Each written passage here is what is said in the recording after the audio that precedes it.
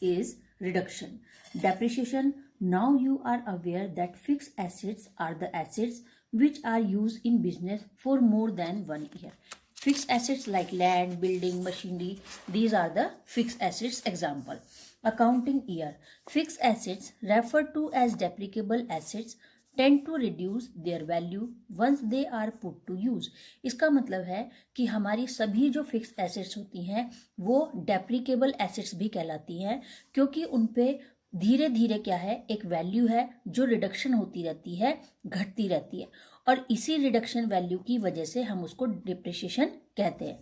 In general the term depreciation mean decline in the value of a fixed asset due to use passage of time और obsolescence. यही धीरे धीरे जब कोई machine पुरानी होती है, हम उसको प्रोडक्शन में यूज़ करते रहते हैं तो पुरानी होती रहती है. जब वो पुरानी होती है तो इसका मतलब उसकी जो प्रोडक्शन कैपेसिटी है वो भी धीरे धीरे कम होती है. तो इसी तरह से उसका जो पुरानापन है, जो उसके अंदर जो एक प्रोडक्शन के लिए जो धीरे धीरे कमी आने लगती है, उसकी वैल्यू जो कम होने लगती है, इन्हीं सब चीज़ों को हम डेप्रिसिएशन कहते हैं. If a business enterprise procure a machine and use it in production process, then the value of machine decline with its uses. Even if the machine is not used in production process, we cannot accept it to realize the same sales price due to the passage of time और arrival of a new model. इसका मतलब है कि suppose एक machine खरीदी market से, हमने एक 10,000 का फ्रिज खरीदा नया, ठीक है, हमने उसको घर में यूज नहीं किया और एज इट इज घर में ला करके उसको ऐसे ही रख दिया. तो क्या हमने उसको यूज नहीं किया अपने घर के लिए, लेकिन हम उसको फिर से अगर सेल करना चाहें 10,000 में, क्या हमें 10,000 मिल जाएंगे? नहीं, हमेशा हमें उसकी वैल्यू अब कम ही मिलेगी. तो ये जो एक डिफरेंस हो रहा है, यहाँ पर एक जो डिफरेंस क्रिएट हो रहा है, इसी डिफरेंस वैल्यू को हम डेप्रिसिएशन कहते हैं. तो इसका मतलब है कि जब भी एक कोई फिक्स एसेट, सारी एसेट्स वो जो हम अपने प्रोडक्शन के लिए यूज करते हैं, जो हमारे प्रोडक्शन में हेल्प करती हैं, उन सभी एसेट्स को हम फिक्स एसेट कहते हैं. जब कोई भी प्रोड्यूसर या कोई भी हाउस होल्ड इन सब मशीन्स को परचेज करता है तो धीरे धीरे वो मशीन जो है वो पुरानी होती रहती है, और एक टाइम ऐसा आता है कि उसकी एक डेक्लाइन पीरियड जो होता है, वहां पर हमें पता चलता है कि अब जो मशीन है वो आगे चलने वाली नहीं है. इसकी एक यूजफुल लाइफ थी जो हम यूज कर चुके हैं, और अब ये कभी भी खराब हो सकती है और कभी भी हमें इसको सेल करना पड़ सकता है.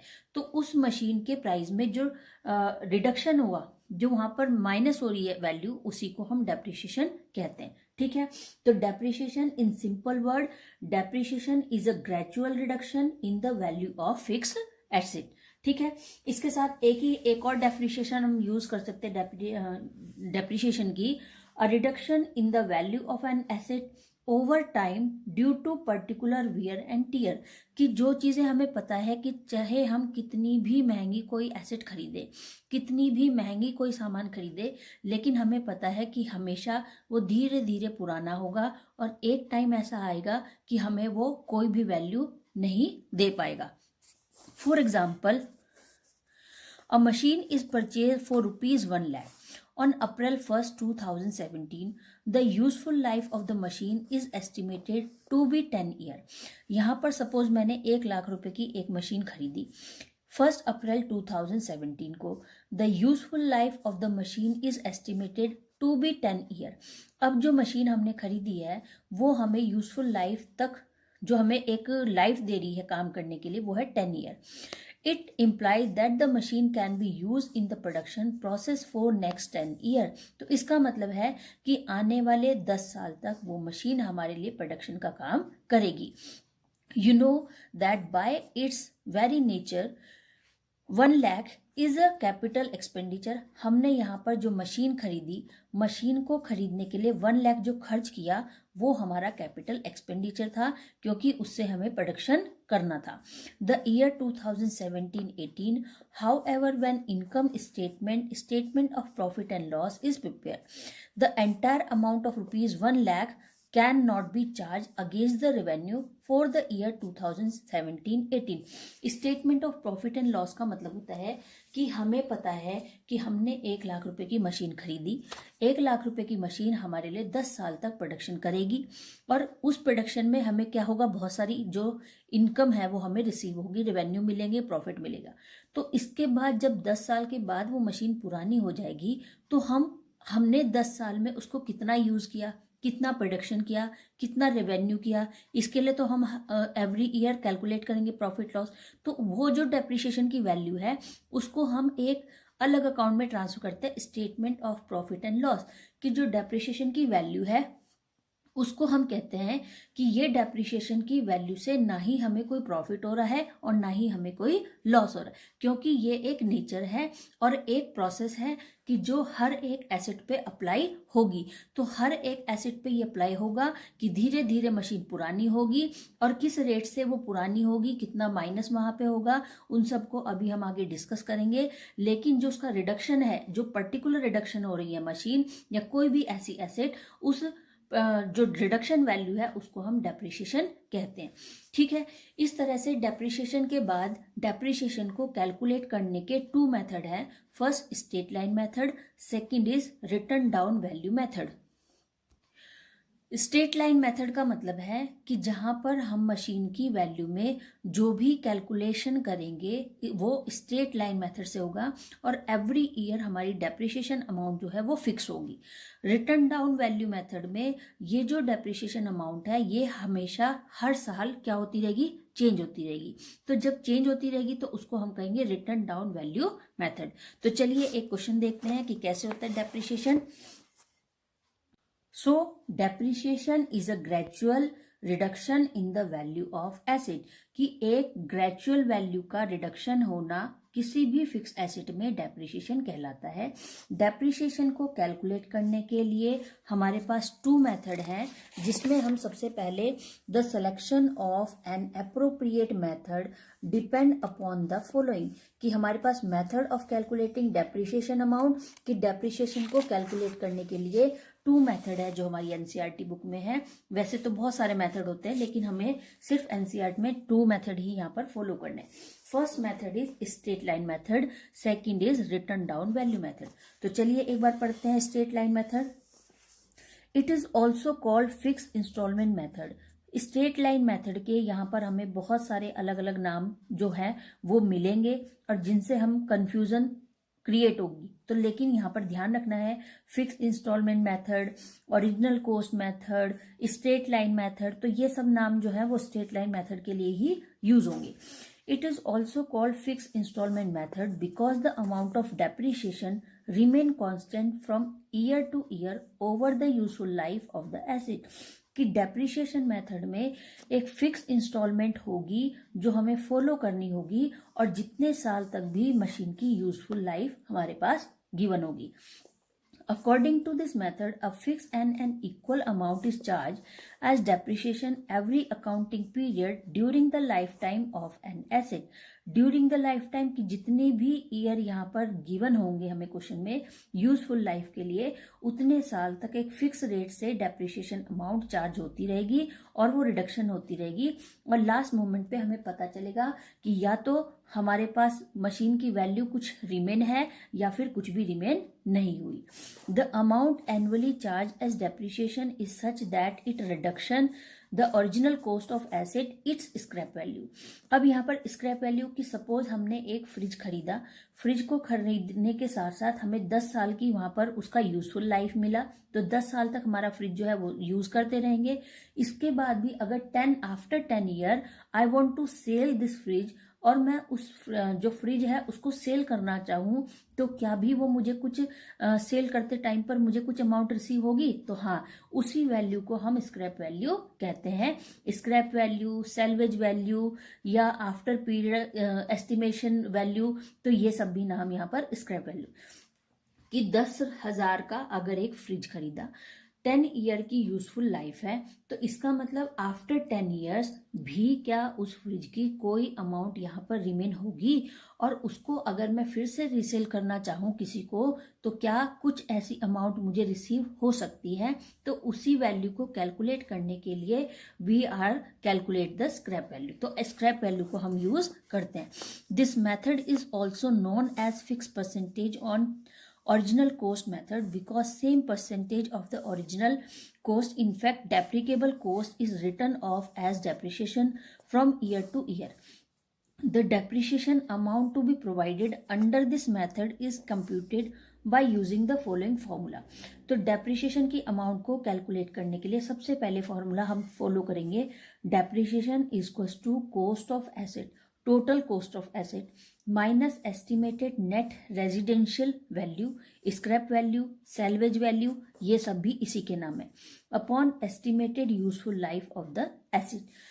Rate of depreciation under straight line method is the percentage of total cost of the asset to be charged as depreciation during the useful lifetime of the asset.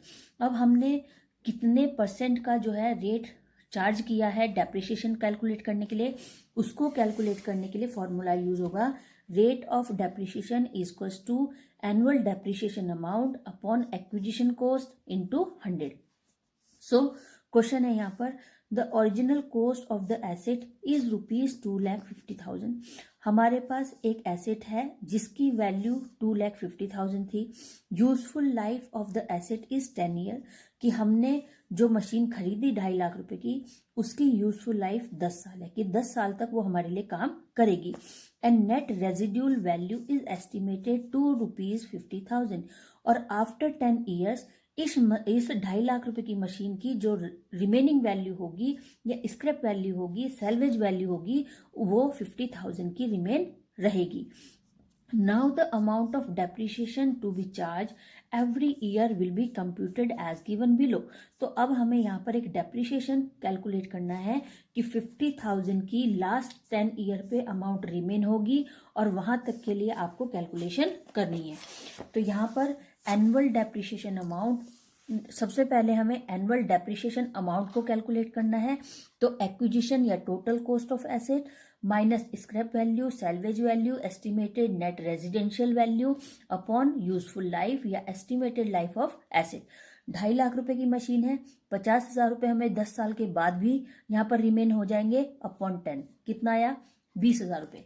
तो देखिए अगर मैं इसको सिंपली कैलकुलेट करूं, 2,50,000 की मैंने एक मशीन खरीदी थी और 10 साल तक का इसके पास यूजफुल लाइफ था, और यहाँ पर हमने कैलकुलेट किया तो 20,000 की डेप्रिशिएशन की अमाउंट आ रही है. तो अगर 20,000 into 10 equals to 2 lakh rupees, तो इसका मतलब 10 साल में ये जो मशीन है ये कितने की कम हो जाएगी? 2 लाख रुपए की. और 2 लाख रुपए की मशीन को हम यूज कर चुके हैं ऑलरेडी विद इन 10 ईयर. 10 साल में हम इस मशीन को यूज कर चुके हैं 2 लाख रुपए की. तो इसका मतलब 10 साल के बाद इसकी रिमेनिंग वैल्यू कितनी है? 50,000. तो वही यहां पर भी है 20,000. तो यहाँ पर 20,000 20 20, तो 10 साल तक ये एक ग्राफ है, इसको बनाना नहीं पड़ता, बस यहाँ पर समझा है कि depreciation amount under straight line method on the graph, कि कैसे ग्राफ में शो करेंगे. तो 20,000 का रेट है जो हमारे पास एक अमाउंट निकली है एनुअल डेप्रिशिएशन की, और 20 1 2 3 4 5 6 इस तरह से 10 ईयर का एक स्ट्रेट लाइन मेथड यहाँ पर अप्लाई होगा. इसके बाद हमें कैलकुलेट करना है कि कितने परसेंट का रेट यहाँ पर चार्ज किया गया, जिस rate of depreciation, annual depreciation amount upon acquisition cost into 100. From first the annual depreciation amount 20,000. अभी हमने इसको फर्स्ट में कैलकुलेट किया कि क्वेश्चन ये था 2.5 लाख रुपए की मशीन थी, 50,000 रुपए की आफ्टर 10 ईयर वैल्यू रिमेन है, अपॉन 10 जो है यूजफुल लाइफ है. तो 20,000 रुपए की जो डेप्रिशिएशन अमाउंट है, इसके 20,000 रुपए के हिसाब से 10 साल तक मशीन हम यूज करेंगे 2 लाख रुपए की. अब हमें यहाँ पर रेट करना है कि कितने परसेंट का रेट चार्ज हुआ इस पर. The annual depreciation amount to ₹20,000. The rate of depreciation will be 20,000. Annual depreciation amount 20,000 upon acquisition cost, total cost, original cost, बहुत सारे नाम है, 2,50,000, तो कितना आया इंटू 100 इक्वल्स टू 8%। तो इसका मतलब आपने 2,50,000 पे 8% का रेट चार्ज किया और 20,000 आपके पास डेप्रिसिएशन अमाउंट आई, और जिससे 20,000 हमेशा 10 साल तक माइनस होती रहेगी वैल्यू, और 10 साल तक हम 2 लाख रुपए की जो वैल्यू है वो यूज कर चुके होंगे, और 10 साल के बाद भी रिमेनिंग वैल्यू 50,000 की इस मशीन की होगी, जिसको हम फिर से बेच करके 50,000 रुपए रिसीव कर सकते हैं। सो children, I hope this question will be clear. चलिए एग्जाम्पल नंबर फर्स्ट देखते हैं। MS Singhania and brothers purchase a plant of ₹5 lakh on April 1st, 2017 and spent 50,000 for its installation. The salvage value of the plant after its useful life of 10 years is estimated to ₹10,000. Record general entry for the year 1617 and draw a plant account and depreciation account for the first 3 years given that the depreciation is charged using straight line method. तो सबसे पहले बच्चों कि question में हमें कौन से method से अप्लाई करना है, ये हमेशा क्वेश्चन में गिवन होगा। स्ट्रेट लाइन मेथड, मैं अभी सिर्फ आपको टर्म फर्स्ट के एग्जाम तक यही एक क्वेश्चन यहाँ पर जो स्ट्रेट लाइन मेथड है, इसी क्वेश्चन को मैं यहाँ पर अप्लाई करूंगी। टर्म तक के लिए यही सिलेबस है आपका। इसमें रिटर्न डाउन वैल्यू जो मेथड है उसको हम आफ्टर टर्म एग्जाम यूज करेंगे। तो अभी सिर्फ आपको यहाँ पर कुछ क्वेश्चन होंगे जो मैं थ्योरेटिकल आपको प्रोवाइड करूंगी, वो क्वेश्चन आपको पढ़ने हैं। स्ट्रेट लाइन मेथड के न्यूमेरिकल क्वेश्चन की प्रैक्टिस करनी है, सिंपल क्वेश्चन की बस, ठीक है। उसके बाद हम चैप्टर को कंटिन्यू करेंगे अपने टर्म एग्जाम के बाद। तो यहाँ पर क्वेश्चन है कि MS सिंघानिया ने एक प्लांट खरीदा 5 लाख रुपए का 1 अप्रैल 2017 को, स्पेंड 50,000 फॉर इट्स इंस्टॉलेशन। अब यहाँ पर है कि सपोज उसने एक प्लांट खरीदा और उसको कुछ और एडजस्टमेंट करने के लिए, कुछ एडिशनल उसके अंदर एडजस्टमेंट करने के लिए 50,000 रुपीज उस पर और खर्च किया। हम इसको कैसे समझ सकते हैं कि सपोज मैंने 50,000 का एक टीवी खरीदा, लेकिन अभी अगर हम देखें तो टीवी को खरीद के कोई फायदा नहीं जब तक हम उसके अंदर जो हमारी ये चैनल्स आते हैं, जो केबल चलता है, तो इन सबको अगर हम उसमें इंस्टॉल नहीं करेंगे तो 50,000 का टीवी जो है वो बेकार है। तो इसका मतलब हमने एक कंप्यूटर भी, सपोज हमने अगर खरीदा, कंप्यूटर को खरीद लिया हमने और उसके अंदर हमने सॉफ्टवेयर इंस्टॉल नहीं किया तो उसकी कोई भी वैल्यू नहीं है। तो इसका मतलब जब हम कोई ऐसी एसेट्स को परचेज करते हैं जिस पर अभी हमें और कुछ खर्च करना है उसको प्रॉपर प्रोडक्शन में लाने के लिए, तो वो सभी जो अमाउंट होती है वो उसमें प्लस हो जाती है। तो इसी तरह से यहाँ पर कहा कि सपोज हमने एक फ्रिज खरीदा। फ्रिज को आपने मोस्टली देखा होगा कि जब हम फ्रिज को यूज करते हैं तो फ्रिज के साथ हमेशा एक स्टेपलर भी होता है। तो इसका मतलब कुछ चीजें ऐसी होती हैं जो एसेट्स में कि एक हेल्पिंग या सब्सिडरी एसेट्स है कि उनके बिना वो क्या है, कंप्लीट नहीं है, तो हमें साथ साथ वो भी खरीदनी पड़ती है। तब हम कहते हैं कि हमें टोटल ये जो है, सपोज फर्नीचर है, सोफा खरीदा तो सोफा के साथ साथ खरीदना पड़ेगा, टेबल भी खरीदना पड़ेगा। तो ये सब चीजें क्या है कि हमें उस पर एक एडिशनल जो है कॉस्ट वो भी खर्च करनी पड़ती है। तो तब हम वहां पर कहते हैं कि ओरिजिनल कॉस्ट की टोटल कॉस्ट अब हमारी एसेट की कितनी है कि 5 लाख का प्लांट था, 50,000 रुपए उसकी इंस्टॉलेशन पे हमने और खर्च किया, तो इसका मतलब टोटल कितने का हो गया प्लांट, 5,50,000 का। Salvage value, scrap value after 10 year, 10 साल के बाद भी मशीन की वैल्यू 10,000 होगी और 10 ईयर की यूजफुल लाइफ है। तो यहाँ पर बताया जा रहा है कि आपको जनरल एंट्री बनानी है, प्लांट अकाउंट बनाना है और डेप्रिसिएशन अकाउंट बनाना है। कौन से मेथड से, स्ट्रेट लाइन मेथड से। लेकिन अभी हम सिर्फ एक जो है प्लांट अकाउंट और डेप्रिसिएशन अकाउंट के बारे में ही पढ़ेंगे। वर्किंग नोट सबसे पहले बनाना पड़ेगा। Calculation of original cost, purchase cost 5 lakh रुपए था, इंस्टॉलेशन खर्च किया 50,000, तो ओरिजिनल कॉस्ट, टोटल कॉस्ट हमारे पास है 5,50,000। सेल्वेज वैल्यू की 10 साल 10,000 रुपए की सेल्वेज वैल्यू है और 10 ईयर की यूजफुल लाइफ है।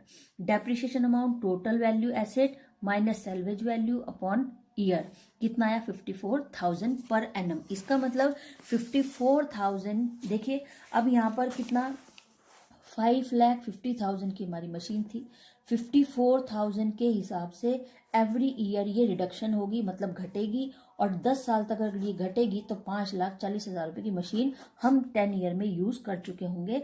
और इसके बाद भी सैलवेज वैल्यू की 10,000 रुपए ही रिमेन हो रहा है और 10,000 रुपए हमें इसके लास्ट में मिलेंगे अगर हम इसको सेल करेंगे। अब हम इसका प्लांट अकाउंट कैसे प्रिपेयर करेंगे? Date particular JF amount, date particular JF amount 2016 जब हमने मशीन को खरीदा, सबसे पहले उसका ईयर आएगा 2016 को 1 अप्रैल में हमने इस प्लांट को खरीदा। Bank account 5 lakh, bank installation expenses 50, total 5,50,000। 2016 से अब हमारा एक साल कंप्लीट हो रहा है 31 मार्च 2017 को। डेप्रिसिएशन कितना कैलकुलेट हुआ? 54,000। 5,50,000 minus 54,000, remaining amount 4,96,000, balance carried down. अब ये जो 4,96,000 की अमाउंट है ये हमारे यहाँ पर कैरिड डाउन हो जाएगा। अब हमारा नेक्स्ट ईयर शुरू हो गया 2017 अप्रैल 1, बैलेंस ब्रॉट डाउन 496। फिर से हम एक साल का डेप्रिसिएशन माइनस करेंगे 54,000, रिमेनिंग अमाउंट 4,42,000। फिर हम 2018 नेक्स्ट ईयर में आएंगे। अब हमारे पास बैलेंस ब्रॉट डाउन है 4,42,000, फिर से हम 54 माइनस करेंगे। तो इस तरह से जो है हम प्लांट अकाउंट को यहाँ पर प्रिपेयर करेंगे। 3 साल का ही हमें प्रिपेयर करने के लिए बोला है, तो 3 साल की हमने कैलकुलेशन की और आफ्टर 3 ईयर हम चेक करेंगे कि मशीन की वैल्यू 3,88,000 रिमेन है। इसके बाद डेप्रिसिएशन अकाउंट कैसे बनेगा? Date particular JF amount 2017, 18, 19 3 year है। प्लांट हमारा 54 से रिडक्शन हो रही है और 17, 18, 19 सेम ईयर है। देखिए इसके बाद है यहाँ पर कि प्रॉफिट एंड लॉस, ना ही हमें प्रॉफिट हुआ इस पे ना ही कोई लॉस, तो इसी के लिए हम इसको प्रॉफिट लॉस लिखते हैं। और 54,000 का दोनों जगह सेम है क्योंकि स्ट्रेट लाइन मेथड है। So children, I hope this chapter and these questions will be clear. Take care, good bye.